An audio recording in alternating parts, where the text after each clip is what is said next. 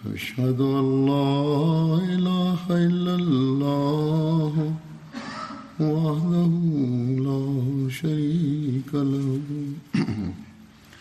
وأشهد أن محمدا عبده ورسوله أما بعد فأعوذ بالله من الشيطان الرجيم بسم الله الرحمن الرحيم الحمد لله رب العالمين الرحمن الرحيم مالك يوم الدين إياك نعبد وإياك نستعين اهدنا الصراط المستقيم صراط الذين أنعمت عليهم غير المغضوب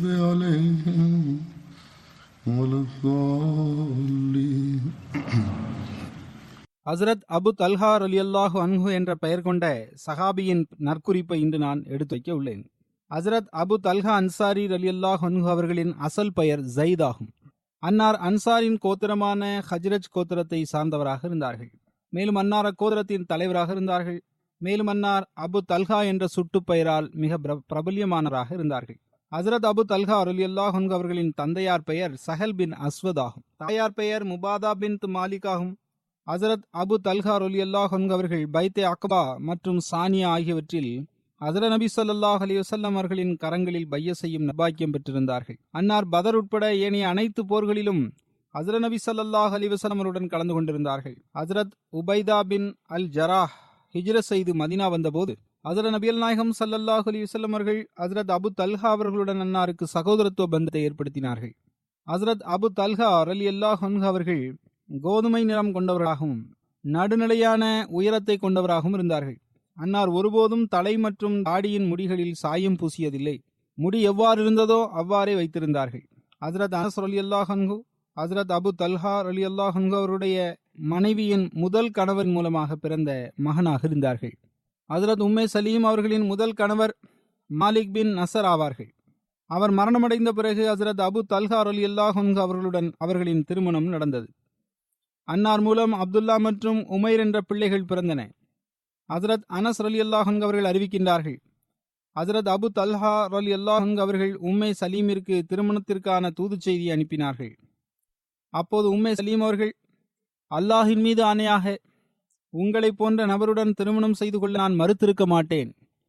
ஆனால் நீங்களோ இணை வைப்பவராக இருக்கின்றீர்கள், நானோ முஸ்லீமாக உள்ளேன் என்று கூறினார்கள். சுனன் நசாய் என்ற ஹதீஸ் நூலில் இது இடம்பெற்றுள்ளது. நான் முஸ்லிம் பெண்மணியாக இருப்பதால் நான் உங்களை திருமணம் முடிப்பது எனக்கு ஆகுமானதல்ல. நீங்கள் இஸ்லாத்தை ஒப்புக்கொண்டு விட்டால் அதுவே எனக்குரிய மகராகும். அதனை தவிர்த்து வேறு எதனையும் நான் உங்களிடத்தில் வேண்ட மாட்டேன் என்று கூறினார்கள். எனவே ஹசரத் அபு தல்ஹா ரலியல்லாஹு அன்ஹு அவர்கள் இஸ்லாத்தை ஏற்றுக்கொண்டார்கள். மேலும் அதுவே அன்னாரின் மகர் தொகையாக நிர்ணயம் செய்யப்பட்டது. ஹசரத் சாபித் அவர்கள் அறிவிக்கின்றார்கள், நான் இன்று வரை உம்மே சலீம் அவர்களுக்கு நிர்ணயிக்கப்பட்ட மகர் தொகையை விட வேறு எந்த ஒரு பெண்ணுக்கும் இவ்வளவு கண்ணியத்திற்குரிய தொகை நிர்ணயிக்கப்பட்டதாக கேட்டதில்லை. ஹசரத் அபு தல்ஹா ரலியல்லாஹு அன்ஹு அவர்கள் பதர் போரில் ஹசரத் நபியல் நாயகம் ஸல்லல்லாஹு அலைஹி வஸல்லம் அவருடன் இருந்தார்கள். ஹசரத் அபு தல்ஹா ரலியல்லாஹு அன்ஹு அவர்கள் அறிவிக்கின்றார்கள், ஹசரத் நபியல் நாயகம் ஸல்லல்லாஹு அலைஹி வஸல்லம் அவர்கள் பதர் போர் நாளன்று குறைஷிகளின் 24 தலைவர்கள் தொடர்பாக கட்டளையிட்டார்கள். அதற்கேற்ப பதர் மைதானத்தில் இருந்த கிணறுகளில் ஒரு அசுத்தமான கிணற்றில் அந்த குறைஷிகளின் உடல்கள் வீசப்பட்டன. பொதுவாக ஹசரத் நபி ஸல்லல்லாஹு அலைஹி வஸல்லம் அவர்கள் ஒரு சமுதாயத்தை வெற்றி கொண்டு விட்டால் அங்கு மைதானத்தில் 3 இரவுகள் தங்குவார்கள். அன்னார் பதர் மைதானத்தில் தங்கினார்கள். 3ஆம் நாள் ஆனவுடன் அன்னார் ஒட்டகங்களை புறப்பாடு செய்வதற்கு கட்டளையிட்டார்கள். அவ்வாறு அனைவரும் புறப்பட்டார்கள். மேலும் ஹசரத் நபி ஸல்லல்லாஹு அலைஹி வஸல்லம் அவர்களும் புறப்பட்டார்கள். சஹாபாக்களும் ஹசரத் நபி ஸல்லல்லாஹு அலைஹி வஸல்லம் அவருடன் சென்றார்கள். ஹசரத் நபியல் நாயகம் ஸல்லல்லாஹு அலைஹி வஸல்லம் அவர்கள் ஏதோ ஒரு குறிப்பிட்ட நோக்கத்திற்காக செல்கின்றார்கள் என்பதை நாங்கள் புரிந்து கொண்டோம். எந்த கிணற்றில் குறைஷிகளின் 24 நபர்களின் உடல்கள் வீசப்பட்டனவோ அந்த கிணற்றிற்கு அருகே சென்று நபி ஸல்லல்லாஹு அலைஹி வஸல்லம் அவர்கள் நின்று கொண்டார்கள். பின்னர் அந்த குறைஷிய தலைவர்களின் பெயர்களையும் அவர்களின் தந்தையின் பெயர்களையும் விழித்து கூறினார்கள். இன்னென்ன நபர்களின் மகன்களே, நீங்கள் அல்லாஹ் மற்றும் அவனது தூதருக்கு கட்டுப்பட்டு நடந்திருந்தால் இன்று உங்களுக்கு மகிழ்ச்சி ஏற்பட்டிருக்கும் அல்லவா? ஏனென்றால் எங்களது இறைவன் எங்களுடன் செய்த வாக்குறுதியை நாங்கள் உண்மையாக கண்டு கொண்டுள்ளோம். உங்களது இறைவன் உங்களுடன் செய்த வாக்குறுதியை நீங்கள் அவ்வாறு கண்டு கொண்டீர்களா என்று கேட்டார்கள். ஹஜ்ரத் அபு தல்ஹா ரலியல்லாஹு அன்ஹு அவர்கள் அறிவிக்கின்றார்கள், அப்போது ஹஜ்ரத் உமர் ரலியல்லாஹு அன்ஹு அவர்கள், அல்லாஹ்வின் தூதவர்களே, நீங்கள் இந்த பிணங்களுடன் என்ன பேசிக் கொண்டிருக்கின்றீர்கள்? அவர்கள் உயிருடன் இல்லையே என்று கூறினார்கள். அதற்கு ஹஜ்ரத் நபி ஸல்லல்லாஹு அலைஹி வஸல்லம் அவர்கள், எந்த இறைவனது கரத்தில் முஹம்மதின் உயிர் உள்ளதோ அந்த இறைவன் மீது ஆணையாக நான் கூறுபவற்றை அவர்கள் கேட்பதை விட அதிகமாக நீங்கள் கேட்கவில்லை. அதாவது எனது இந்த கூற்றுகளை இப்போது அல்லாஹ் அவர்கள் வரை சென்றடைய செய்து கொண்டிருக்கின்றான். அவர்களின் முடிவு தீயதாக அமைந்துள்ளது என்பதை அவர்கள் அறிவர் என்று ஹஜ்ரத் நபி ஸல்லல்லாஹு அலைஹி வஸல்லம் அவர்கள் கூறினார்கள். ஹஜ்ரத் அனஸ் ரலியல்லாஹு அன்ஹு அவர்கள் அறிவிக்கின்றார்கள், உஹது போர் நடைபெற்ற போது மக்கள் தோல்வியுற்று ஹஜ்ரத் நபிகள் நாயகம் ஸல்லல்லாஹு அலைஹி வஸல்லம் அவர்களை விட்டு சிதறுண்டு போனார்கள். அப்போது ஹஜ்ரத் அபு தல்ஹா ரலியல்லாஹு அன்ஹு அவர்கள் ஹஜ்ரத் நபிகள் நாயகம் ஸல்லல்லாஹு அலைஹி வஸல்லம் அவர்களுக்கு முன்னிலையில் நின்று கொண்டு தமது கேடயத்தால் பெருமானார் ஸல்லல்லாஹு அலைஹி வஸல்லம் அவர்களை பாதுகாத்துக் கொண்டிருந்தார்கள். ஹஜ்ரத் அபு தல்ஹா ரலியல்லாஹு அன்ஹு அவர்கள் எப்படிப்பட்ட அம்பு எய்தும் வீரராக இருந்தார்கள் என்றால், மிக வேகமாக அம்பை செலுத்துவோராக இருந்தார்கள். அன்னார் அந்த நாளன்று 2-3 வில்களை உடைத்தறிந்தார்கள். அதாவது எந்த அளவுக்கு வேகமாக அம்பை செலுத்தினார்கள் என்றால், அதனால் அவர்கள் பயன்படுத்திய வில் உடைந்து போய்விட்டது. எந்த நபர் அம்புகளை எடுத்துக்கொண்டு சென்றாலும் அவர்களிடம் ஹஜ்ரத் நபிகள் நாயகம் ஸல்லல்லாஹு அலைஹி வஸல்லம் அவர்கள் அந்த அம்புகளை ஹஜ்ரத் தல்ஹா ரலியல்லாஹு அன்ஹு அவர்கள் பக்கம் வீசிவிடுங்கள் என்று கூறுவார்கள். அதாவது பிறருடைய அம்புகளையும் ஹஜ்ரத் நபி ஸல்லல்லாஹு அலைஹி வஸல்லம் அவர்கள் ஹஜ்ரத் அபு தல்ஹா அவரிடம் கொடுத்து விடுங்கள் என்று கூறியிருந்தார்கள். ஹஜ்ரத் அபு தல்ஹா ரலியல்லாஹு அன்ஹு அவர்கள் ஹஜ்ரத் நபிகள் நாயகம் ஸல்லல்லாஹு அலைஹி வஸல்லம் அவர்களுக்கு முன்னால் அப்போது நின்று கொண்டிருந்தார்கள். ஹஜ்ரத் அனஸ் ரலியல்லாஹு அன்ஹு அவர்கள் அறிவிக்கின்றார்கள், ஹஜ்ரத் நபிகள் நாயகம் ஸல்லல்லாஹு அலைஹி வஸல்லம் அவர்கள் தலையை உயர்த்தி மக்களை பார்க்கின்ற போது ஹஜ்ரத் அபு தல்ஹா ரலியல்லாஹு அன்ஹு அவர்கள் கூறுவார்கள், எனது தாயும் தந்தையும் உங்கள் மீது அர்ப்பணமாகட்டுமாக, நீங்கள் தயவு செய்து தலையை உயர்த்தி பார்க்காதீர்கள். ஏனென்றால் எதிரிகளின் அம்புகளில் ஏதாவது ஒரு அம்பு உங்கள் மீது பட்டுவிடக்கூடும். மேலும் எனது மார்பு உங்களது மார்புக்கு முன்னால் உள்ளது என்று ஹஜ்ரத் அபு தல்ஹா அவர்கள் கூறியிருந்தார்கள். ஹஜ்ரத் அனஸ் ரலியல்லாஹு அன்ஹு அறிவிக்கின்றார்கள், ஹஜ்ரத் அபு தல்ஹா ரலியல்லாஹு அன்ஹு அவர்கள் ஒரே கேடயத்தை கொண்டு ஹஜ்ரத் நபிகள் நாயகம் ஸல்லல்லாஹு அலைஹி வஸல்லம் அவர்களை அப்போது பாதுகாத்துக் கொண்டிருந்தார்கள். ஹஜ்ரத் அபு தல்ஹா ரலியல்லாஹு அன்ஹு அவர்கள் மிக சிறந்த அம்பு எய்தும் வீரராக இருந்தார்கள். அன்னார் அம்பு எய்த போது ஹஜ்ரத் நபிகள் நாயகம் ஸல்லல்லாஹு அலைஹி வஸல்லம் அவர்கள் எட்டி பார்ப்பார்கள். மேலும் அந்த அம்பு சென்று விழும் இடத்தையும் பார்ப்பார்கள். இது புகாரியின் அறிவிப்பாகும். முந்தைய அறிவிப்பும் புகாரியின் அறிவிப்பாகும். உஹது போரில் ஹஜ்ரத் அபு தல்ஹா ரலியல்லாஹு அன்ஹு அவர்களின் கவிதை படிக்கப்பட்டதாக குறிப்பு இடம்பெற்றுள்ளது. அந்த கவிதையின் பொருள் இவ்வாறாகும்: எனது முகம் உங்களது முகத்தை பாதுகாப்பதற்காக உள்ளது, எனது உயிர் உங்களது உயிரை பாதுகாப்பதற்காக அர்ப்பணமாகிவிட்டது. ஹஜ்ரத் அனஸ் பின் மாலிக் அவர்கள் அறிவிக்கின்றார்கள், ஹஜ்ரத் நபிகள் நாயகம் ஸல்லல்லாஹு அலைஹி வஸல்லம் அவர்கள் ஹஜ்ரத் அபு தல்ஹா ரலியல்லாஹு அன்ஹு அவரிடம், நீங்கள் உங்களது மகன்களில் எனக்கு தொண்டாற்றுவதற்காக ஒரு மகனை தேடுங்கள், நான் ஹைபர் செல்ல உள்ளேன் என்று கூறினார்கள். ஹஜ்ரத் அபு தல்ஹா ரலியல்லாஹு அன்ஹு அவர்கள் சவாரியில் தனக்கு பின்னால் என்னை அமர்த்தி அழைத்து கொண்டு சென்றார்கள். அதாவது ஹஜ்ரத் அனஸ் ரலியல்லாஹு அன்ஹு அவர்களை அழைத்து கொண்டு ஹஜ்ரத் அபு தல்ஹா அவர்கள் சென்றார்கள். ஹஜ்ரத் அனஸ் ரலியல்லாஹு அன்ஹு அவர்கள் கூறுகின்றார்கள், நான் அப்போது சிறுவனாக இருந்தேன், பருவமடையும் வயதை எட்டியிருந்தேன். மேலும் நான் ஹஜ்ரத் நபிகள் நாயகம் ஸல்லல்லாஹு அலைஹி வஸல்லம் அவர்களுக்கு தொண்டாற்றி வந்தேன். ஹஜ்ரத் நபிகள் நாயகம் ஸல்லல்லாஹு அலைஹி வஸல்லம் அவர்கள் பெரும்பாலும் இந்த துஆவை செய்து வந்ததை நான் கேட்டிருக்கின்றேன். அதாவது, எனது அல்லாஹ்வே, நான் வேதனை மற்றும் துக்கங்களிலிருந்தும் சோதனைகளிலிருந்தும் கருமித்தனத்திலிருந்தும் கோழைத்தனத்திலிருந்தும் கடன் சுமைகளிலிருந்தும் மக்களின் கடுமையிலிருந்தும் உன்னிடம் பாதுகாப்பு வேண்டுகின்றேன். மற்றொரு அறிவிப்பில் இவ்வாறு வந்துள்ளது. இது ஹஜ்ரத் அனஸ் ரலியல்லாஹு அன்ஹு அவர்களின் அறிவிப்பாகும்.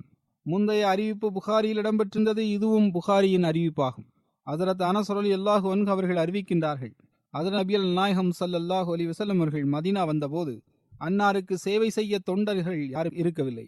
ஹஜ்ரத் அபு தல்ஹா ரலியல்லாஹு அன்ஹு அவர்கள் எனது கரங்களை பிடித்து கொண்டார்கள். மேலும் என்னை அழைத்து கொண்டு ஹஜ்ரத் நபிகள் நாயகம் ஸல்லல்லாஹு அலைஹி வஸல்லம் அவரிடம் சென்றார்கள். பின்னர், அல்லாஹ்வின் தூதர் அவர்களே, ஹசரத் அனஸ் ரலியல்லாஹு அன்ஹு அவர்கள் புரியும் தன்மை மிக்க சிறுவனாவார், இவர் உங்களுக்கு தொண்டாற்றுவார் என்று கூறினார்கள்.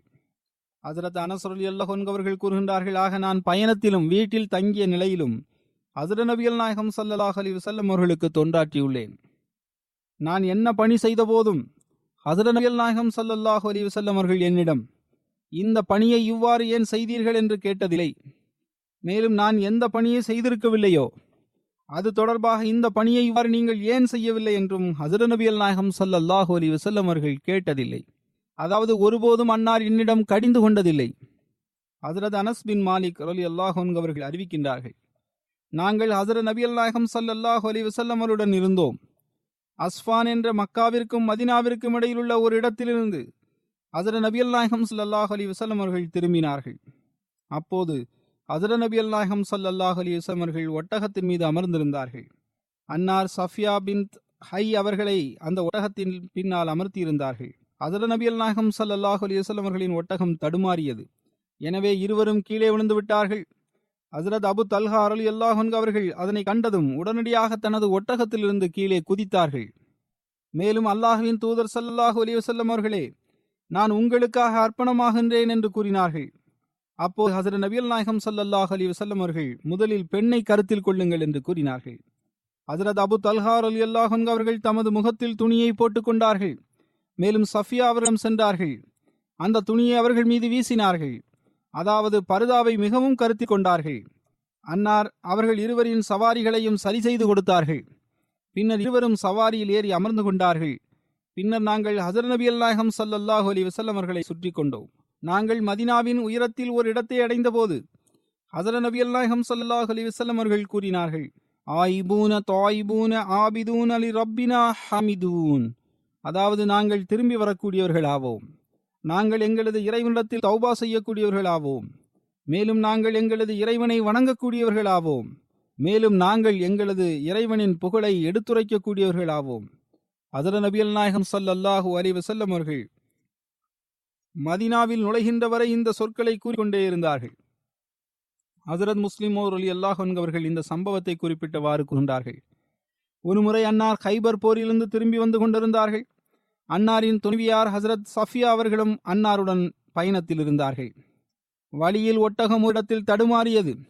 ஹசரத் நபிகள் நாயகம் ஸல்லல்லாஹு அலைஹி வஸல்லம் அவர்களும் ஹசரத் சஃபியா அவர்களும் கீழே விழுந்து விட்டார்கள். ஹசரத் அபு தல்ஹா ரலியல்லாஹு அன்ஹு அவர்களின் ஒட்டகம் அவர்களுக்கு பின்னால் வந்து கொண்டிருந்தது. எனவே அவர்கள் உடனடியாக தனது ஒட்டகத்திலிருந்து கீழே குதித்தார்கள். மேலும் ஹசரத் நபிகள் நாயகம் ஸல்லல்லாஹு அலைஹி வஸல்லம் அவரிடத்தில் சென்றார்கள். மேலும் அல்லாஹ்வின் தூதர் ஸல்லல்லாஹு அலைஹி வஸல்லம் அவர்களே, எனது உயிர் உங்கள் மீது அர்ப்பணமாகட்டுமாக, உங்களுக்கு காயம் ஒன்றும் ஏற்பட்டு விடவில்லையே என்று கேட்டார்கள். ஹசரத் நபிகள் நாயகம் ஸல்லல்லாஹு அலைஹி வஸல்லம் அவர்களுக்கு அருகில் ஹசரத் அபு தல்ஹா ரலியல்லாஹு அன்ஹு அவர்கள் சென்றவுடன் ஹசரத் அபு தல்ஹா ரலியல்லாஹு அன்ஹு அவர்களே, முதலில் பெண்ணின் பக்கம் செல்லுங்கள், பெண்ணின் பக்கம் செல்லுங்கள் என்று ஹசரத் நபிகள் நாயகம் ஸல்லல்லாஹு அலைஹி வஸல்லம் அவர்கள் 2 முறை கூறினார்கள். பெண்களுக்குரிய உரிமையை ஹசரத் நபி ஸல்லல்லாஹு அலைஹி வஸல்லம் அவர்கள் எடுத்து கூறிக்கொண்டிருந்தார்கள். மேலும் அன்னார் கூறினார்கள், ஹசரத் அனஸ் ரலியல்லாஹு அன்ஹு அவர்கள் அறிவிக்கின்றார்கள், ஹசரத் நபிகள் நாயகம் ஸல்லல்லாஹு அலைஹி வஸல்லம் அவர்கள் கைபர் மீது தாக்குதல் நடத்தினார்கள். நாங்கள் அந்த இடத்திற்கு மிக அருகில் சென்று சுபுஹ் தொழுகையை தொழுதோம். அப்போது முற்றிலும் இருள் சூழ்ந்திருந்தது. பின்னர் ஹசரத் நபி ஸல்லல்லாஹு அலைஹி வஸல்லம் அவர்கள் சவாரியின் மீது ஏறி அமர்ந்தார்கள். ஹசரத் அபு தல்ஹா ரலியல்லாஹு அன்ஹு அவர்களும் சவாரியை கிளப்பினார்கள். நான் ஹசரத் அபு தல்ஹா ரலியல்லாஹு அன்ஹு அவர்களுக்கு பின்னால் அமர்ந்திருந்தேன். ஹசரத் நபிகள் நாயகம் ஸல்லல்லாஹு அலைஹி வஸல்லம் அவர்கள் கைபரின் வீதிகளில் குதிரையை ஓட்டினார்கள். எனது கரண்டை ஹசரத் நபி ஸல்லல்லாஹு அலைஹி வஸல்லம் அவர்களின் தொடையை தொட்டு கொண்டிருந்தது. அதாவது நாங்கள் இருவரும் மிக அருகில் இருந்தோம். இங்கு தொடை என்பதன் கருத்து கரண்டைக்கு கரண்டைக்கு மேலுள்ள பகுதியாகும். ஹசரத் நபிகள் நாயகம் ஸல்லல்லாஹு அலைஹி வஸல்லம் அவர்கள் கிராமத்திற்குள் நுழைந்த போது அல்லாஹு அக்பர் ஹுரிபத் கைபர் என்று கூறினார்கள். அதாவது அல்லாஹ் மிகப்பெரியவனாவான், கைபர் வெறிச்சோடி விட்டது. நாம் ஒரு சமுதாயத்தின் இடத்தில் முகாமிட்டுக் கொள்ளும் போது பின்னர் அந்த மக்களின் காலை பொழுது தீயதாகவே இருக்கும். அதில் குறிப்பாக எவர்கள் இறை தண்டனையை பற்றி எச்சரிக்கை செய்யப்பட்டிருக்கின்றார்களோ அவர்களுக்கு மிக தீயதாக இருக்கும். இதனை ஹசரத் நபிகள் நாயகம் ஸல்லல்லாஹு அலைஹி வஸல்லம் அவர்கள் 3 முறை கூறினார்கள். ஹசரத் அனஸ் ரலியல்லாஹு அன்ஹு அவர்கள் கூறுகின்றார்கள், மக்கள் தனது பணிகளுக்காக இந்த இடத்தை விட்டு வெளியேறினார்கள். எங்களது சில நண்பர்கள் முகம்மதின் படையுடன் இருக்கின்றார்கள் என்றும் அவர்கள் கூறி வந்தார்கள். ஹஜ்ரத் அனஸ் ரலியல்லாஹு அன்ஹு அவர்கள் கூறினார்கள், நாங்கள் அவருடன் போர் செய்து வெற்றி பெற்றோம். கைதிகளை ஒன்று கூட்டினோம். ஹஜ்ரத் தஹியா கல்பி அவர்கள் வந்தார்கள். மேலும் கூறினார்கள், அல்லாஹ்வின் தூதர் ஸல்லல்லாஹு அலைஹி வஸல்லம் அவர்களே, இந்த கைதிகளிலிருந்து ஒரு அடிமை பெண்ணை எனக்கு வழங்குங்கள் என்று கேட்டார்கள். அதற்கு ஹஜ்ரத் நபி ஸல்லல்லாஹு அலைஹி வஸல்லம் அவர்கள், செல்லுங்கள், சென்று ஒரு பெண்ணை தேர்ந்தெடுத்துக் கொள்ளுங்கள் என்று கூறினார்கள். அப்போது அவர்கள் ஹையின் மகளான சஃபியா அவர்களை தேர்ந்தெடுத்துக் கொண்டார்கள். அப்போது ஒரு நபர் ஹஜ்ரத் நபி ஸல்லல்லாஹு அலைஹி வஸல்லம் அவரிடத்தில் வந்தார். மேலும் அல்லாஹ்வின் தூதர் ஸல்லல்லாஹு அலைஹி வஸல்லம் அவர்களே, நீங்கள் தஹியாவிற்கு குரையா மற்றும் நசீர் கோத்திரத்தின் தலைவர் சஃபியா பின் ஹை அவர்களை வழங்கிவிட்டீர்கள். அந்த பெண்மணியோ உங்களுக்கு மட்டுமே தகுதி படைத்தவர் ஆவார் என்று கூறினார்கள். அப்போது ஹஜ்ரத் நபி ஸல்லல்லாஹு அலைஹி வஸல்லம் அவர்கள், சஃபியாவை உங்களுடன் அழைத்து வாருங்கள் என்று கூறினார்கள். அவர் சென்று ஹஜ்ரத் சஃபியா அவர்களை அழைத்து வந்தார்கள். ஹஜ்ரத் தஹியா அவர்களும் அன்னாருடன் இருந்தார்கள். ஹஜ்ரத் நபியல் நாயகம் ஸல்லல்லாஹு அலைஹி வஸல்லம் அவர்கள் ஹஜ்ரத் தஹியா அவர்களை நோக்கி, நீங்கள் இந்த கைதிகளில் வேறு ஒருவரை எடுத்துக் கொள்ளுங்கள் என்று கூறினார்கள். ஹஜ்ரத் அனஸ் ரலியல்லாஹு அன்ஹு அவர்கள் அறிவிக்கின்றார்கள், ஹஜ்ரத் நபியல் நாயகம் ஸல்லல்லாஹு அலைஹி வஸல்லம் அவர்கள் ஹஜ்ரத் சஃபியா அவர்களை விடுதலை செய்தார்கள். பின்னர் அன்னாரை திருமணம் செய்து கொண்டார்கள். அப்போது ஹஜ்ரத் சாபித் ரலியல்லாஹு அன்ஹு அவர்கள் ஹஜ்ரத் அனஸ் ரலியல்லாஹு அன்ஹு அவர்களிடம், அபு ஹம்சா அவர்கள், அதாவது ஹஜ்ரத் நபி ஸல்லல்லாஹு அலைஹி வஸல்லம் அவர்கள் அந்த பெண்ணிற்கு என்ன மகர் கொடுத்தார்கள் என்று கேட்டார்கள். அதற்கு ஹஜ்ரத் நபியல் நாயகம் ஸல்லல்லாஹு அலைஹி வஸல்லம் அவர்கள் அந்த பெண்ணை விடுதலை செய்தார்கள். பின்னர் அவருடன் திருமணம் செய்து கொண்டார்கள். அவர்களை விடுதலை செய்ததே அன்னாரின் மகத் தொகையாக இருந்தது என்று கூறினார்கள். இறுதியில் ஹஜ்ரத் நபியல் நாயகம் ஸல்லல்லாஹு அலைஹி வஸல்லம் அவர்கள் அப்போது வழிபாதையில் இருந்தார்கள். ஹஜ்ரத் உம்மே சலீம் சாஹிபா அவர்கள் ஹஜ்ரத் சஃபியா அவர்களை ஹஜ்ரத் நபி ஸல்லல்லாஹு அலைஹி வஸல்லம் அவர்களுக்காக ஆயத்தப்படுத்தினார்கள். பின்னர் அங்கு திருமணம் நடந்தது. பின்னர் அவர்களை அனுப்பி வைத்தார்கள். அதன் பிறகு அன்னார் கூறுகின்றார்கள், மறுநாள் ஹஜ்ரத் நபியல் நாயகம் ஸல்லல்லாஹு அலைஹி வஸல்லம் அவர்கள் யாரிடத்தில் எந்த பொருட்கள் இருக்கின்றதோ அதனை எடுத்துக்கொண்டு வாருங்கள் என்று கூறினார்கள். ஹஜ்ரத் நபியல் நாயகம் ஸல்லல்லாஹு அலைஹி வஸல்லம் அவர்கள் தோளினாலான சாப்பாட்டு விரிப்பை விரித்தார்கள். ஒருவர் பேரித்தம்பழத்தை கொண்டு வந்தார், மற்றொருவர் நெய் கொண்டு வந்தார். அப்துல் அசீஸ் கூறுகின்றார்கள், எனக்கு நினைவில் உள்ளது, சஹாபாக்கள் சத்து என்ற ஒரு வகையான உணவை குறித்து குறிப்பிட்டார்கள். பின்னர் அவர்கள் அனைவரும் ஒன்று சேர்ந்து அதனை ஆயத்தப்படுத்தினார்கள். இதுவே ஹஜ்ரத் நபியல் நாயகம் ஸல்லல்லாஹு அலைஹி வஸல்லம் அவர்களின் வலிமா விருந்தாக கருதப்பட்டது. மற்றொரு அறிவிப்பில் இவ்வாறு வருகின்றது, கோட்டை வெற்றி கொள்ளப்பட்ட போது ஹஜ்ரத் சஃபியா அவர்கள் தஹியா அவர்களுடைய பங்கில் சென்றார்கள். சஹாபாக்களில் ஒருவர் மட்டுமல்ல, பலர், ஏராளமான நபர்கள், அவர்கள் அல்லாஹ்வின் தூதர் ஸல்லல்லாஹு அலைஹி வஸல்லம் அவரிடம் சென்று அல்லாஹ்வையும் அவனது தூதரையும் புகழ்ந்து பேசினார்கள். மேலும் அந்தஸ்தை பொறுத்தவரை ஹஜ்ரத் சஃபியா அவர்கள் உங்களுக்கே உரியவர்கள் ஆவர். எனவே நீங்கள் உங்களுக்காக அவர்களை தேர்ந்தெடுத்துக் கொள்வதே உகந்ததாகும்.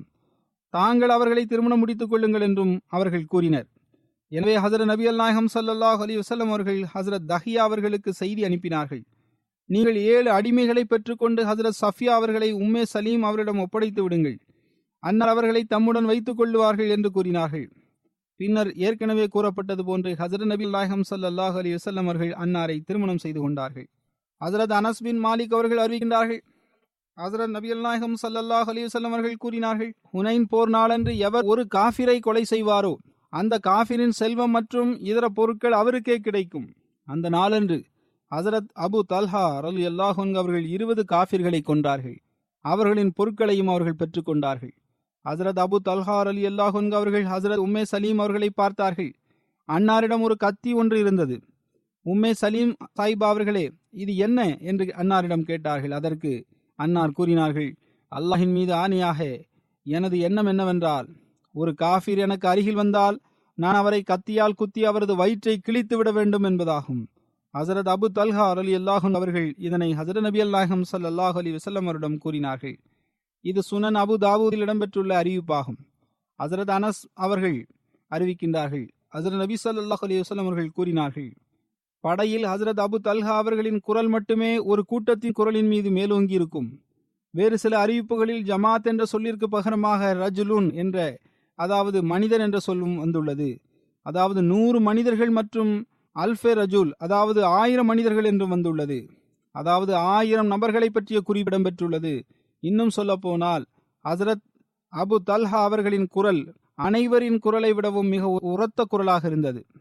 ஹஜ்ரத் அபு தல்ஹா ரலியல்லாஹு அன்ஹு அவர்கள் ஹிஜ்ரி 34ஆம் ஆண்டு மதினாவில் மரணமடைந்தார்கள். ஹஜ்ரத் உஸ்மான் ரலியல்லாஹு அன்ஹு அவர்கள் அன்னாரின் ஜனாசா தொழுகையை நடத்தினார்கள். அப்போது அன்னாருக்கு வயது 70 இருந்தது. பஸ்ராவாசிகளை பொறுத்தவரை ஹசரத் அபு தல்ஹா அவர்களின் மரணம் ஒரு கடல் பயணத்தின் போது நடந்தது. ஒரு தீவில் அன்னார் நல்லடக்கம் செய்யப்பட்டார்கள் என்று கூறுகின்றார்கள்.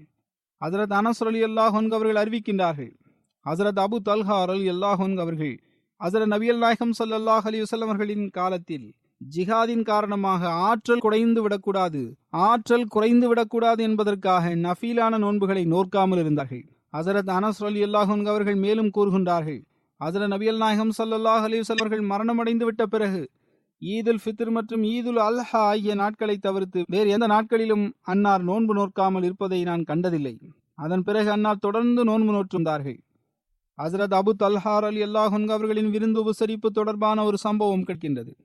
ஹசரத் அபு ஹுரைரா ரலியல்லாஹு அன்ஹு அவர்கள் அறிவிக்கின்றார்கள், ஒரு நபர் ஹசரத் நபியல் நாயகம் ஸல்லல்லாஹு அலைஹி வஸல்லம் அவரிடத்தில் வந்தார். தனது துணைவியாரிடம் வீட்டின் நிலவரத்தை அறிந்து வர ஹசரத் நபியல் நாயகம் ஸல்லல்லாஹு அலைஹி வஸல்லம் அவர்கள் வேறொரு நபரை அனுப்பி வைத்தார்கள்.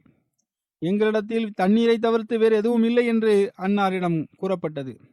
அப்போது ஹசரத் நபி ஸல்லல்லாஹு அலைஹி வஸல்லம் அவர்கள் இந்த விருந்தினரை தம்முடன் எவர் வைத்துக் கொள்வார் என்றோ அல்லது இவரை எவர் விருந்தினராக தமது வீட்டில் தங்க வைத்துக் கொள்வார் என்றோ கேட்டார்கள். நான் தங்க வைத்துக் கொள்கின்றேன் என்று அன்சார்களில் ஒருவர் கூறினார். எனவே அவர் அவரை தம்முடன் அழைத்து கொண்டு தமது மனைவியிடம் சென்றார். மேலும் ஹஜ்ரத் நபியல் நாயகம் ஸல்லல்லாஹு அலைஹி வஸல்லம் அவர்களின் விருந்தினர்களுக்கு மிக நல்ல முறையில் விருந்து உபசரிப்பு செய்யுங்கள் என்று தனது மனைவியிடம் கூறினார். அதற்கு அவரது மனைவி, என்னிடம் எனது பிள்ளைகளுக்காக இருக்கின்ற கொஞ்சம் உணவை தவிர்த்து வேறு எதுவும் இல்லை என்று கூறினார். அதற்கு, உம்மிடமுள்ள உணவை ஆயத்தப்படுத்துங்கள், விளக்கை ஏற்றுங்கள், தமது பிள்ளைகள் இரவு உணவை கேட்கும்போது அவர்களை தூங்க வைத்து விடுங்கள் என்று கூறினார். எனவே அவரின் மனைவி இந்த உணவை ஆயத்தப்படுத்தினார், விளக்கை ஏற்றினார், மேலும் தனது பிள்ளைகளையும் தூங்க வைத்தார். பின்னர் அவரது மனைவி எழுந்து விளக்கை சரி செய்வது போன்று விளக்கை அணைத்து விட்டார். மேலும் கணவன் மனைவி இருவரும் விருந்தினர்களுடன் உண்பதை போன்ற ஒரு தோற்றத்தை விருந்தினர்களுக்கு ஏற்படுத்தினார்கள். ஆனால் அவர்கள் இருவரும் வெறும் வயிறுடன் இரவை கழித்தார்கள். பகல் விடிந்ததும் ஹஜ்ரத் நபி ஸல்லல்லாஹு அலைஹி வஸல்லம் அவரிடத்தில் அவர் சென்றார். அப்போது ஹஜ்ரத் நபியல் நாயகம் ஸல்லல்லாஹு அலைஹி வஸல்லம் அவர்கள், இன்று இரவு அல்லாஹ் சிரித்தான், உங்கள் இருவரின் செயலில் இறைவன் மகிழ்ச்சி அடைந்தான், மேலும் அல்லாஹ் இந்த வகையை இறக்கினான் என்று கூறினார்கள். அதன் பொருள், அவர்கள் சுயமே தமது உயிர்களை விட பிறருக்கு முன்னுரிமை வழங்குகின்றனர். அவர்கள் கஷ்டத்தில் இருந்த போதிலும் பிறருக்கு முன்னுரிமை வழங்கினர். எவர் ஒருவர் கருமித்தனத்திலிருந்து பாதுகாக்கப்படுவாரோ அவரே வெற்றி பெற்றவராவார். ஹஜ்ரத் அனஸ் ரலியல்லாஹு அன்ஹு அவர்கள் அறிவிக்கின்றார்கள், ஹஜ்ரத் நபியல் நாயகம் ஸல்லல்லாஹு அலைஹி வஸல்லம் அவர்கள் ஒரு முறை முடியை திருத்திய போது அன்னார் முடிகளில் கொஞ்சம் முடிகளை பெற்றுக்கொண்ட முதல் நபர் ஹஜ்ரத் அபு தல்ஹா ரலியல்லாஹு அன்ஹு அவர்கள் ஆவார்கள். ஹஜ்ரத் அனஸ் பின் மாலிக் அவர்கள் அறிவிக்கின்றார்கள், ஹஜ்ரத் அபு தல்ஹா ரலியல்லாஹு அன்ஹு அவர்கள் ஹஜ்ரத் உம்மே சலீம் அவரிடம், நான் ஹஜ்ரத் நபியல் நாயகம் ஸல்லல்லாஹு அலைஹி வஸல்லம் அவர்களின் குரல் பலகீனமாக இருப்பதாக கேட்கின்றேன், அன்னாருக்கு பசி இருப்பதாக நான் கருதுகின்றேன், உங்களிடம் உண்பதற்காக ஏதாவது இருக்கின்றதா என்று கேட்டேன். அதற்கு ஹஜ்ரத் உம்மே சலீம் அவர்கள் ஆம் என்று பதிலளித்தார்கள். பின்னர் கோதுமையிலான சில ரொட்டிகளை எடுத்தார்கள். ஒரு துணியை எடுத்து அதில் ரொட்டியை பொதிந்தார்கள். பின்னர் அதனை என்னிடம் கொடுத்து அனுப்பி வைத்தார்கள். ஹஜ்ரத் நபியல் நாயகம் ஸல்லல்லாஹு அலைஹி வஸல்லம் அவர்களை நோக்கி என்னை அனுப்பி வைத்தார்கள். நான் அதனை எடுத்துக்கொண்டு ஹஜ்ரத் நபி ஸல்லல்லாஹு அலைஹி வஸல்லம் அவரிடத்தில் சென்றேன். அப்போது ஹஜ்ரத் நபியல் நாயகம் ஸல்லல்லாஹு அலைஹி வஸல்லம் அவர்கள் பள்ளிவாசலில் இருப்பதை கண்டேன். மேலும் அன்னாருடன் சில மக்கள் இருந்தார்கள். நான் சென்று அங்கு நின்று கொண்டேன் என்று ஹஜ்ரத் அனஸ் ரலியல்லாஹு அன்ஹு அவர்கள் சம்பவத்தை பற்றி கூறுகின்றார்கள். ஹஜ்ரத் நபியல் நாயகம் ஸல்லல்லாஹு அலைஹி வஸல்லம் அவர்கள் உம்மை அபு தல்ஹா ரலியல்லாஹு அன்ஹு அவர்கள் அனுப்பி வைத்தார்களா என்று கேட்டார்கள். ஆம் என்று நான் கூறினேன். அதற்கு அன்னார் உணவை கொடுத்து அனுப்பி வைத்தார்களா என்று கேட்டார்கள். அதற்கும் நான் ஆம் என்று பதிலளித்தேன். தம்முடன் இருந்த மக்களை நோக்கி ஹஜ்ரத் நபி ஸல்லல்லாஹு அலைஹி வஸல்லம் அவர்கள் புறப்படுங்கள் என்று கூறினார்கள். அந்த உணவை பெற்றுக்கொள்வதற்கு பகரமாக தன்னுடன் இருந்த தோழர்களையும் அழைத்து கொண்டு உணவையும் பெற்றுக்கொண்டு நபி ஸல்லல்லாஹு அலைஹி வஸல்லம் அவர்கள் சென்றார்கள். நான் அன்னாருக்கு முன்னால் சென்று கொண்டிருந்தேன். ஹஜ்ரத் அபு தல்ஹா ரலியல்லாஹு அன்ஹு அவர்களை அடைந்தேன். ஹஜ்ரத் நபி ஸல்லல்லாஹு அலைஹி வஸல்லம் அவர்கள் இங்குதான் வந்து கொண்டிருக்கின்றார்கள் என்று நான் அவரிடம் கூறினேன். ஹஜ்ரத் அபு தல்ஹா அவர்கள் தனது மனைவியிடம், உம்மே சலீம், ஹஜ்ரத் நபி ஸல்லல்லாஹு அலைஹி வஸல்லம் அவர்கள் மக்களை அழைத்து கொண்டு இங்கு வந்து கொண்டிருக்கின்றார்கள். அவர்களுக்கு உணவு கொடுக்கின்ற அளவுக்கு நம்மிடம் உணவு இல்லை. இந்த ரொட்டி துண்டுகளை நாம் அனுப்பிவிட்டோம், அது திரும்ப வந்து கொண்டிருக்கின்றது. அதற்கு அன்னாரின் மனைவி, அல்லாஹுவும் அவனது தூதரும் நன்கறிவர் என்று பதிலளித்தார்கள். ஹஜ்ரத் அபு தல்ஹா ரலியல்லாஹு அன்ஹு அவர்கள் சென்று ஹஜ்ரத் நபி ஸல்லல்லாஹு அலைஹி வஸல்லம் அவர்களை சந்தித்தார்கள். ஹஜ்ரத் நபி நாயகம் ஸல்லல்லாஹு அலைஹி வஸல்லம் அவர்கள் வீட்டிற்கு வந்தார்கள். ஹஜ்ரத் அபு தல்ஹா ரலியல்லாஹு அன்ஹு அவர்கள் அன்னாருடன் இருந்தார்கள். ஹஜ்ரத் நபி நாயகம் ஸல்லல்லாஹு அலைஹி வஸல்லம் அவர்கள் உம்மே சலீமே, உம்முடன் உள்ளதை கொண்டு வாருங்கள் என்று கூறினார்கள். எனவே அவர்கள் ரொட்டிகளை எடுத்து வந்தார்கள். பின்னர் அந்த ரொட்டிகளை துண்டு துண்டாக்குங்கள் என்று கூறினார்கள். அவர்களும் அவ்வாறே செய்தார்கள். ஹஜ்ரத் உம்மே சலீம் அவர்கள் அதில் கொஞ்சம் நெய்யை ஊற்றினார்கள். பின்னர் அதனை குழம்பு போன்று பயன்படுத்துமாறு கேட்டுக்கொண்டார்கள். பின்னர் ஹஜ்ரத் நபி ஸல்லல்லாஹு அலைஹி வஸல்லம் அவர்கள் அல்லாஹ் விரும்பியபடி அந்த ரொட்டிகளின் மீது துஆ செய்தார்கள். பின்னர் 10 நபர்களை உள்ளே வருமாறு அனுமதியுங்கள் என்று கூறினார்கள். அவர்களுக்கு அனுமதி வழங்கப்பட்டது. அவர்கள் வயிறு நிறைய உணவு உண்டார்கள். பின்னர் அவர்கள் வெளியேறினார்கள். பின்னர் 10 நபர்களுக்கு அனுமதி வழங்குமாறு ஹஜ்ரத் நபி ஸல்லல்லாஹு அலைஹி வஸல்லம் அவர்கள் கட்டளையிட்டார்கள். அவர்களுக்கும் அனுமதி கொடுக்கப்பட்டது. அவர்களும் வயிறார உணவு உண்டார்கள். பின்னர் வெளியே சென்றார்கள். பின்னர் ஹஜ்ரத் நபி ஸல்லல்லாஹு அலைஹி வஸல்லம் அவர்கள் மேலும் 10 நாட்களுக்கு அனுமதி வழங்குங்கள் என்று கூறினார்கள். பின்னர் ஹஜ்ரத் நபி ஸல்லல்லாஹு அலைஹி வஸல்லம் அவர்கள் மேலும் 10 நபர்களுக்கு அனுமதி வழங்குங்கள் என்று கூறினார்கள். அவர்களுக்கும் அனுமதி வழங்கப்பட்டது. அவர்களும் வயிறு நிறைய உணவு உண்டார்கள். அவர்கள் வெளியே சென்றார்கள். பின்னர் ஹஜ்ரத் நபி ஸல்லல்லாஹு அலைஹி வஸல்லம் அவர்கள் 10 நபர்களுக்கு அனுமதி வழங்குமாறு கூறினார்கள். அவர்களுக்கும் அனுமதி வழங்கப்பட்டது. அவர்களும் வயிறு நிறைய உண்டார்கள். பின்னர் அவர்கள் வெளியே சென்றுவிட்டார்கள். சுருக்கமாக அனைவரும் உணவு உண்டனர். வயிறு நிறைய உணவு உண்டனர். அந்த மக்கள் 70 அல்லது 80 நபர்களாக இருந்தனர். இது ஹஜ்ரத் நபி ஸல்லல்லாஹு அலைஹி வஸல்லம் அவர்களின் துஆக்களின் பரக்கத்துகளின் குறிப்பில் கிடைக்கின்ற சம்பவங்களாகும். ஹஜ்ரத் அனஸ் பின் மாலிக் அவர்கள் அறிவிக்கின்றார்கள், ஹஜ்ரத் அபு தல்ஹா அவர்கள் மதினாவில் அன்சார்களில் அனைவரையும் விட மிக அதிகமான பேரித்தம்பழ தோட்டங்களை வைத்திருந்தார்கள். அன்னாருக்கு மிகவும் பிரியமான தோட்டமாக பள்ளிவாசலுக்கு முன்பு இருந்த பேர்ஹா என்ற தோட்டம் இருந்தது. ஹஜ்ரத் நபி ஸல்லல்லாஹு அலைஹி வஸல்லம் அவர்கள் அந்த தோட்டத்திற்கு வருவார்கள். அங்குள்ள சுத்தமான நீரை அருந்துவார்கள். ஹஜ்ரத் அனஸ் அவர்கள் அறிவிக்கின்றார்கள், லன் தனாலுல் பிர்ர ஹத்தா துன்ஃபிகூன மிம்மா துஹிப்பூன் என்ற வசனம் இறங்கியது. அதாவது, நீங்கள் உங்களது விருப்பமானவற்றிலிருந்து செலவு செய்யாதவரை உங்களால் ஒருபோதும் நன்மையை பெற முடியாது என்பது அதன் பொருளாகும். இந்த வசனம் இறங்கியவுடன் எனது சொத்துகளில் எனக்கு மிகவும் விருப்பத்திற்குரிய சொத்தாக பேருஹா என்ற தோட்டம் உள்ளது. அதனை நான் அல்லாஹிற்காக சதக்காவாக வழங்கி விடுகின்றேன். இது அல்லாஹின் பார்வையில் ஒப்புக்கொள்ளப்பட்ட நன்மையாக இருக்கும் என்றும் மேலும் அது கருவூலமாக இருக்கும் என்றும் கூறினார்கள்.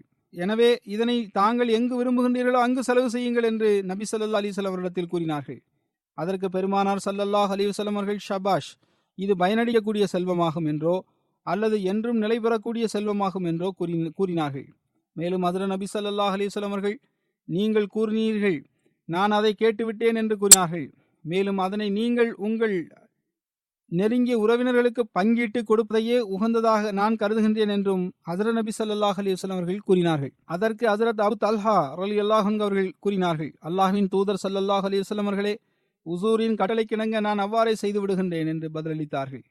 எனவே ஹஜ்ரத் அபு தல்ஹா ரலியல்லாஹு அன்ஹு அவர்கள் அந்த தோட்டத்தை தனது நெருங்கிய உறவினர்களுக்கு மத்தியிலும் தனது சிறிய தந்தையாரின் மகன்களுக்கும் பங்கிட்டு கொடுத்து விட்டார்கள். ஹஜ்ரத் அபு தல்ஹா ரலியல்லாஹு அன்ஹு அவர்களுக்கு இந்த மரியாதையும் இந்த பாக்கியமும் கிடைத்துள்ளது. அதாவது, ஹஜ்ரத் நபி ஸல்லல்லாஹு அலைஹி வஸல்லம் அவர்களின் ஒரு மகள் இறந்தபோது ஹஜ்ரத் நபி ஸல்லல்லாஹு அலைஹி வஸல்லம் அவர்களின் வழிகாட்டலுக்கு ஏற்ப அந்த கபரில் அன்னார் இறங்கினார்கள். மேலும் ஹுசூர் ஸல்லல்லாஹு அலைஹி வஸல்லம் அவர்களின் அருளுக்குரிய புதல்வியின் உடலை கபரில் இறக்கி வைத்தார்கள். ஹஜ்ரத் அனஸ் பின் மாலிக் அவர்கள் அறிவிக்கின்றார்கள், ஒருமுறை மதீனாவாசிகள் திடீரென அச்சத்திற்குள்ளானார்கள். ஹஜ்ரத் நபிகள் நாயகம் ஸல்லல்லாஹு அலைஹி வஸல்லம் அவர்கள் ஹஜ்ரத் அபு தல்ஹா அவர்களின் குதிரையில் சவாரி செய்தார்கள். அது முதலில் மெதுமெதுவாக சென்றது, அல்லது அதன் வேகம் முதலில் குறைவாக இருந்தது. அன்னார் திரும்பி வந்தபோது ஹஜ்ரத் அபு தல்ஹா ரலியல்லாஹு அன்ஹு அவரிடம், நாம் உமது குதிரையை ஒரு நதியாக கண்டோம், அது மிக வேகமாக ஓடுகின்றது என்று கூறினார்கள். அதற்கு பிறகு ஓட்டத்தில் அந்த குதிரைக்கு நிகராக எவராலும் போட்டி போட முடியாமல் போனது. ஹஜ்ரத் அனஸ் ரலியல்லாஹு அன்ஹு அவர்கள் அறிவிக்கின்றார்கள், ஹஜ்ரத் நபிகள் நாயகம் ஸல்லல்லாஹு அலைஹி வஸல்லம் அவர்கள் எங்களில் ஒருவராக இருந்து பழகுவார்கள்.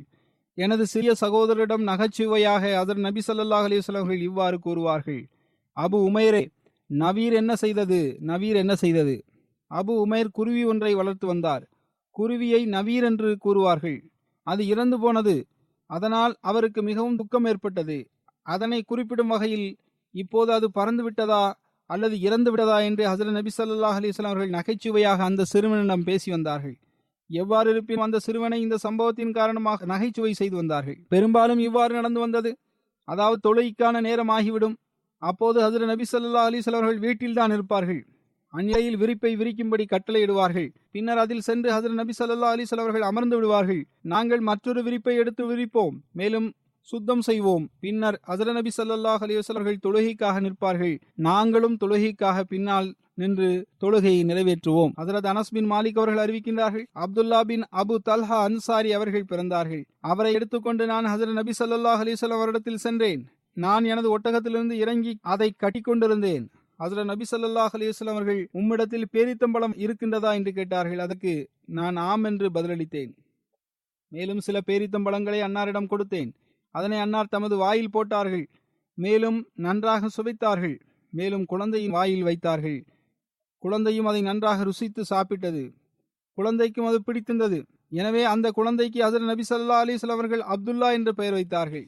ஹஜ்ரத் அனஸ் பின் மாலிக் அவர்கள் அறிவிக்கின்றார்கள், ஹஜ்ரத் அபு தல்ஹா ரலியல்லாஹு அன்ஹு அவர்களின் மகன் நோயுற்றிருந்தார். அப்போது ஹஜ்ரத் அபு தல்ஹா ரலியல்லாஹு அன்ஹு அவர்கள் வெளியூர் சென்றிருந்தார்கள். குழந்தை அந்த நிலையில் மரணமடைந்தது. ஹஜ்ரத் அபு தல்ஹா ரலியல்லாஹு அன்ஹு அவர்கள் திரும்பி வந்தவுடன் தனது மனைவியிடம் பிள்ளை எப்படி உள்ளது என்று கேட்டார்கள். முன்பை விட இப்போது நிம்மதியாக உள்ளது என்று ஹஜ்ரத் உம்மே சலீம் அவர்கள் கூறினார்கள். பின்னர் இரவு உணவை வழங்கினார்கள். அவர்களும் உணவை உண்டார்கள். இருவரும் இரவை கழித்தார்கள். பின்னர் குழந்தை இறந்து விட்டது, எனவே அவனை நல்லடக்கம் செய்துவிட்டு வாருங்கள் என்று கூறினார்கள். இந்த விஷயத்தை காலையில் ஹஜ்ரத் அபு தல்ஹா ரலியல்லாஹு அன்ஹு அவர்கள் ஹஜ்ரத் நபி ஸல்லல்லாஹு அலைஹி வஸல்லம் அவரிடம் கூறினார்கள்.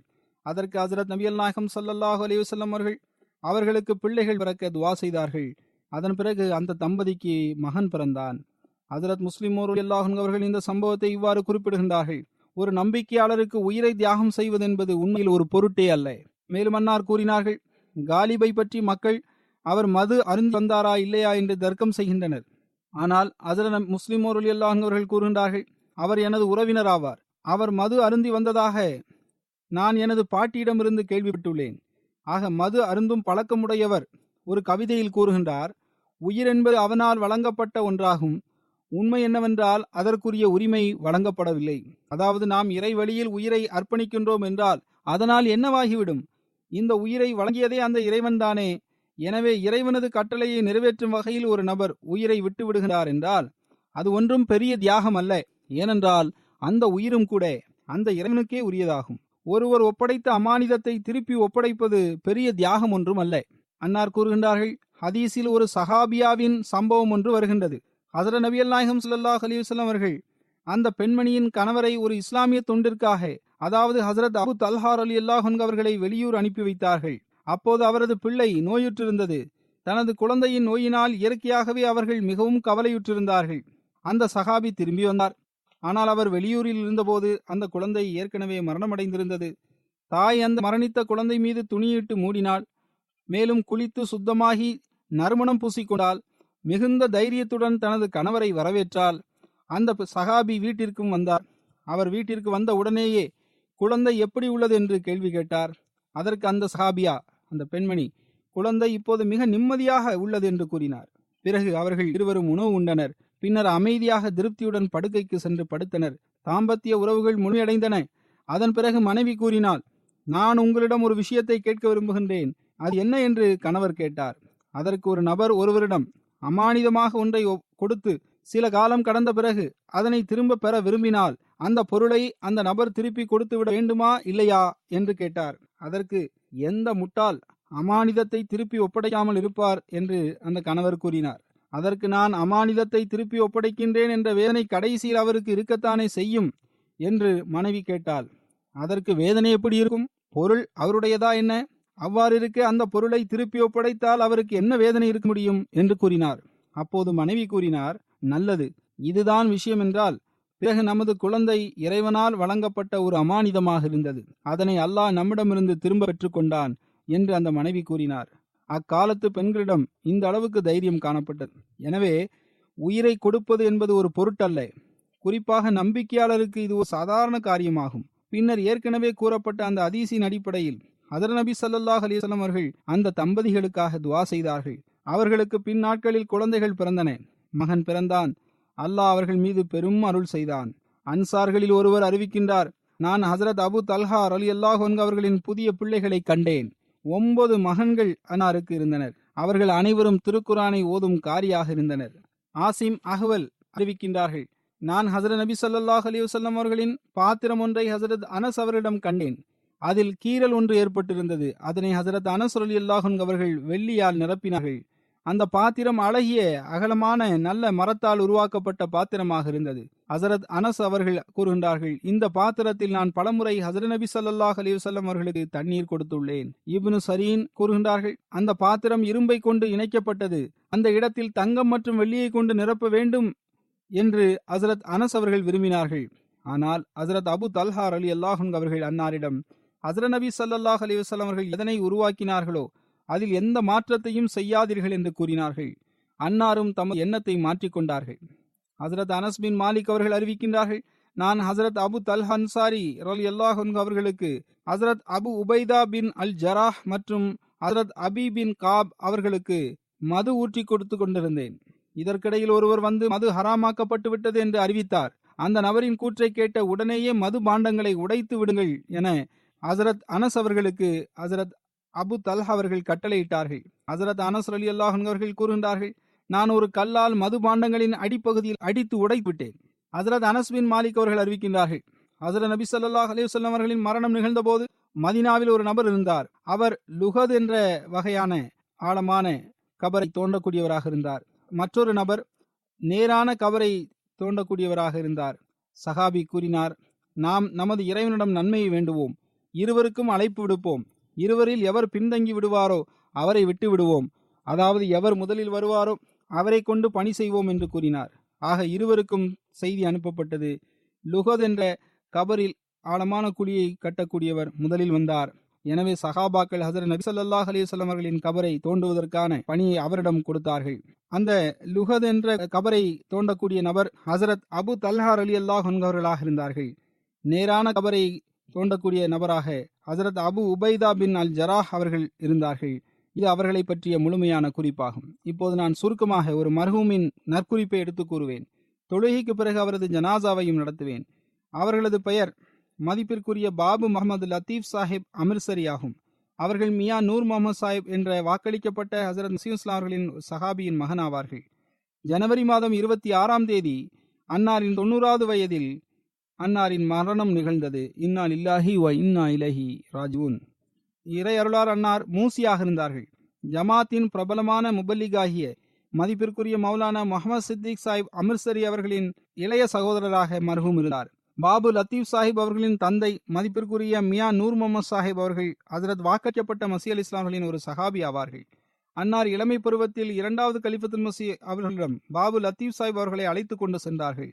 ஹசரத் 2வது கலிஃபத்துல் மசீஹ் அவர்களிடம் இளமை பருவத்திலேயே வக்ஃபிற்காக தனது மகனை ஒப்படைத்தார்கள். அதற்கு ஹசரத் 2வது கலிஃபத்துல் மசீஹ் அவர்கள் கூறினார்கள், உங்களுக்கு 2 மகன்கள் உள்ளனர். ஏற்கனவே ஒரு மகன் முரப்பியாக தனது வாழ்க்கையை அர்ப்பணித்து ஜமாத்திற்கு தொண்டாற்றுகின்றார்.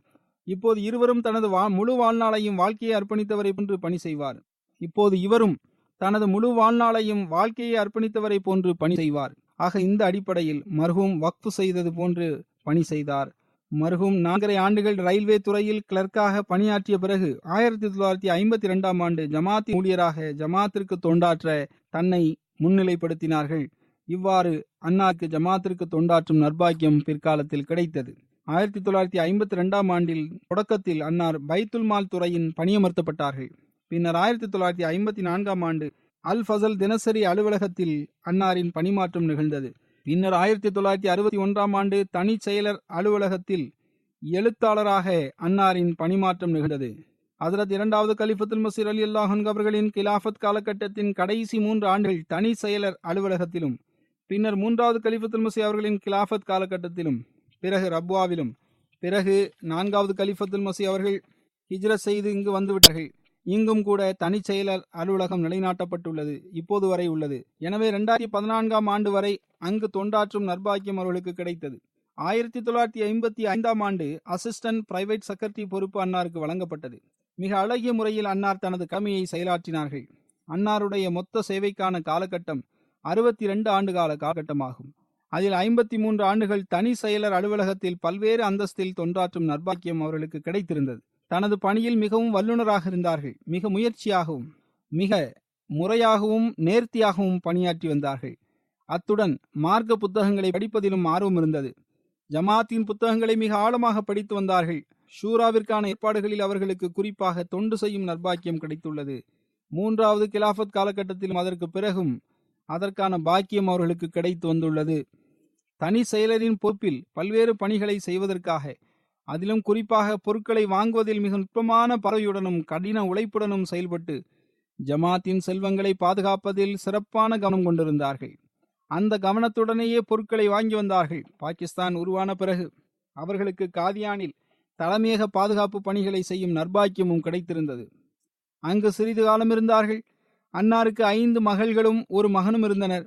அன்னாரின் மரணத்திற்கு சில நாட்களுக்கு முன்பாக அன்னாரின் ஒரு மகளும் ஜரீப் அஹ்மத் சாஹிப் கமர் முரப்பி சாஹிப் அவர்களின் மனைவியும் மரணமடைந்தார்கள். அன்னாரின் மனைவி லண்டனில் தான் தங்கியிருக்கிறார்கள். 3 மகள்கள் மற்றும் ஒரு மகன், அதாவது அத்தீக் அஹ்மத் சாஹிப், அவர் முரப்பிதான், அவரும் லண்டனில் தான் தங்கியிருக்கின்றார்.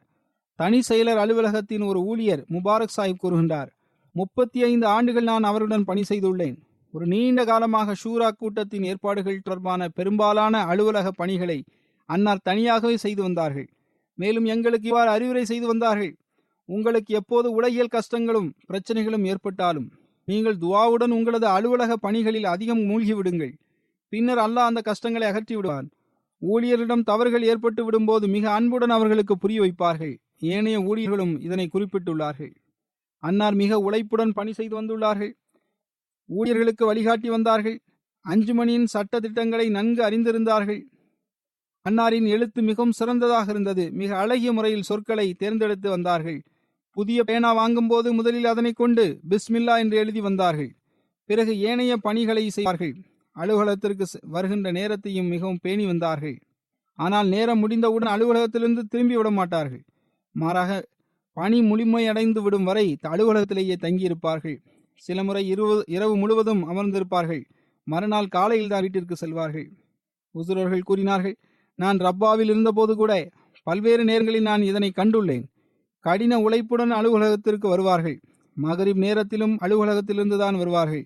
இஷா தொழுகைக்கு கூட அலுவலகத்திலிருந்தே வருவார்கள்.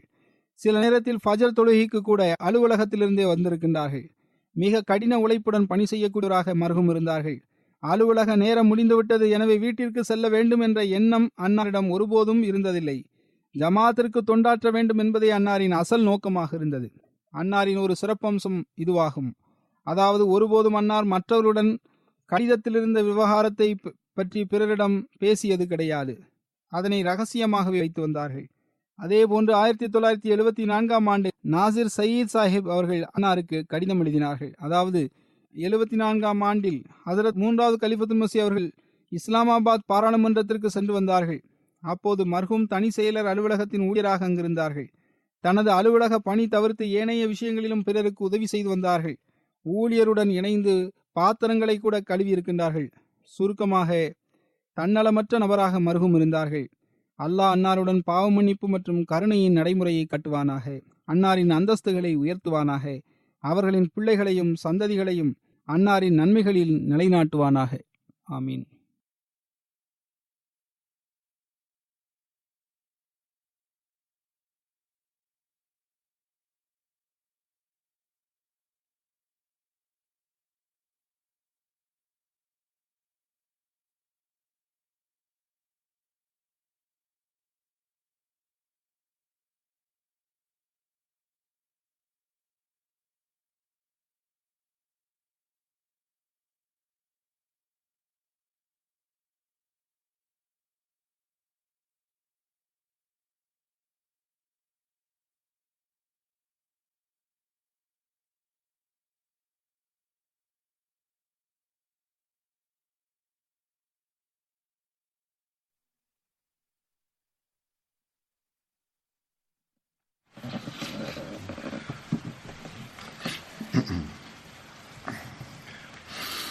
الحمد لله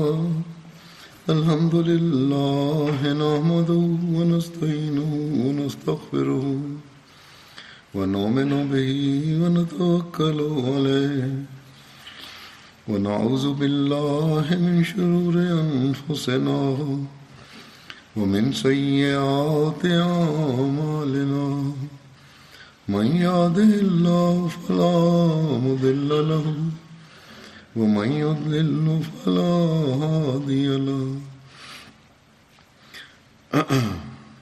ونشهد أن لا إله إلا الله ونشهد أن محمدا عبده ورسوله عباد الله رحمكم الله إن الله يأمر بالعدل والإحسان وإيتاء ذي القربى وينهى عن الفحشاء والمنكر والبغي يعظكم لعلكم تذكرون اذكروا الله يذكركم وادعوه يستجب لكم ولذكر الله أكبر